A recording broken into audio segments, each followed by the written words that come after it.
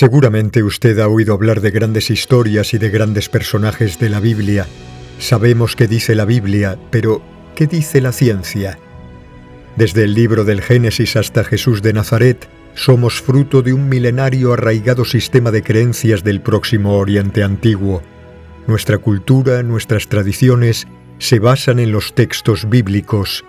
Pero, ¿qué nos dice la ciencia histórica? Entre en un mundo en el que la ciencia y la Biblia se unen de la mano de la arqueología. Está usted en Debates sobre Arqueología Bíblica, un espacio virtual pionero en la divulgación de la historia en relación con el mundo bíblico. Un espacio desde la ciencia para todos, dirigido por Gerardo Jofre. ¿Cree que es posible utilizar los criterios de historicidad que ha llevado a cabo pues el criterio de semejanza, el criterio de dificultad, todos estos criterios que está explicando en los libros que ha publicado, a niveles del Antiguo Testamento, o no, o es absurdo, con personajes? Igual como estamos utilizando ese tipo de criterios, yo lo digo para ver si hay alguna posibilidad. Es una buena idea. Lo- Es una lo- buena idea. Pero es que los personajes de Israel, o bien están todos mitificados hasta tal punto que negamos los grandes personajes, ¿no? Llamémosle de Abraham a Moisés, así grandes personajes. Moisés, por Bueno, pues ejemplo. es que es mítico. El 95% de ese personaje es mítico. La mayoría de la gente afirma que ese personaje tal cual se describe no existió nunca. Pudo haber una base, Vale. pero pudo haber una base que, según, como sabes perfectamente, ¿no? Israel Finkelstein y Saul Lieberman y toda esa gente y tal, es del siglo VII antes de Cristo, pero no del siglo XII, de la época de Ramsés II, ¿no? Hacia el 1215 o por ahí, o Sí, un poco antes. la edad del bronce. Esto es realmente desde tiempo de Josías, que lo que se intenta es hacer una justificación de la monarquía, ¿no? Y ahí esa justificación es lo que dice Finkelstein, que está basado en un texto fundacional para darle un valor a la Sí, monarquía. es la época del rey Josías, estamos en el Claro. siglo VII antes de Cristo, y ahí se da una fundamentación al estado incipiente de Israel. Se recogen los profetas, tanto del norte como alguno del sur, ¿no? También, y se mitifican todas las personas. Por eso aplicar el criterio de dificultad a un personaje mítico es muy difícil. Vale. Aplicar el criterio de dificultad a Jesús, sí, porque a mí me parece que es relativamente fácil cuando, a través de la crítica serena, y que intenta ser imparcial, caes en la cuenta que el referente, o más bien el referido de la narración en los evangelios, son dos personas.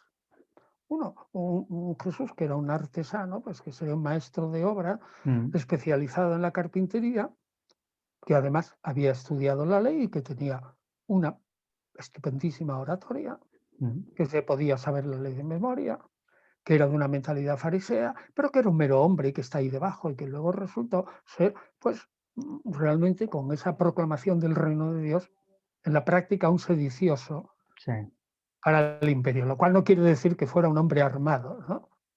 Pero bueno, ese está debajo.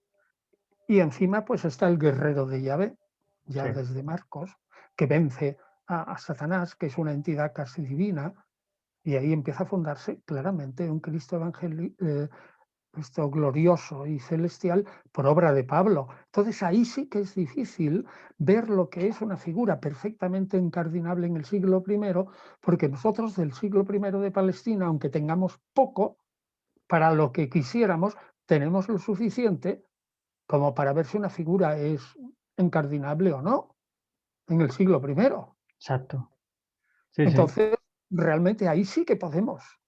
Y luego tenemos la historia de la Iglesia posterior con sus dogmas.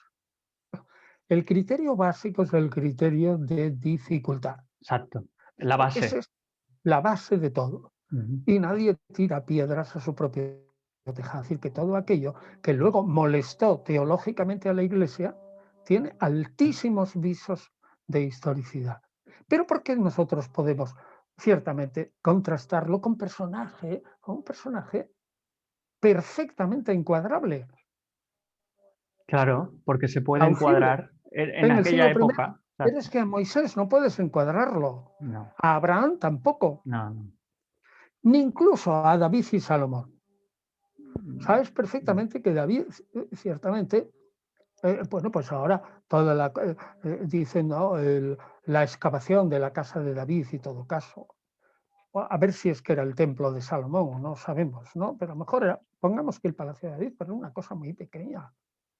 Y de la época de Salomón, también pequeñísima. todo debía ser muy pequeño, Todo muy pequeño, muy pequeño. pequeñísimo. Con lo cual realmente ha sido magnificado el personaje. ¿Cómo puedo contrastar eso? No, al final era un pastor de cabras, como quien Claro, dice. pero yo llegué en algún momento a pensar que se podría aplicar eso pensando que si coges el relato de la ascensión al trono de Salomón, cuyo fondo, dicen, es un relato antidavídico, dice, aquello que fuera en contra del rey David podría ser verdadero. Ujú. Eso lo pensé en su Un momento. criterio de dificultad. Sí, lo pensé, Mm. ciertamente, pero luego digo, bueno, pero si yo no sé de David qué es lo verdadero, ¿cómo voy a aplicar el criterio de dificultad? Ciertamente ahí parece alegato, en el relato de la ascensión al trono y todo eso, hay críticas a David. Muy bien, pero también se pudo hacer eso para que fuera más verosímil, ¿no? Pero una palabra, yo no puedo decir nada de los grandes reyes, como no sea la mención de que fue de tal tiempo a tal tiempo, fue adorador de Baal o no siguió las normas de Yahvé o era más malo que, etcétera, cualquier cosa de ser, y se acabó. Y remite a la historia de los reyes de Israel y de Judá, que también la hemos perdido. Y Crónicas es un resumen del libro de los reyes. Y el libro de los reyes realmente, la mayor parte son historias legendarias Sí, o proféticas. sí, no, Vaya, es lo así. de Eliseo se tiene miga con resurrección y tal. Pues vaya que el de su maestro, Elías, pues también tiene miga. En cuanto que también tiene otra resurrección, ¿no? El hijo de la viuda de La Sarepta y viuda. el milagro de la alcuza de aceite, en fin, todas esas cosas y tal, pues no te puedes fiar. Es decir, careces de consistencia para aplicar el criterio de dificultad.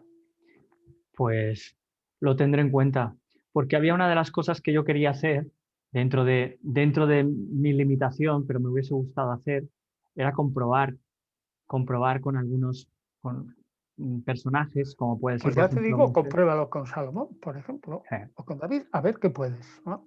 No creo que llegue a mucho, pero bueno, Pruébalo. me gusta intentarlo, al menos para ver Pero cuál es. vamos, yo desde luego ya personalmente lo intenté hacer una vez y vi que no iba y Mm, lo dejé. mm.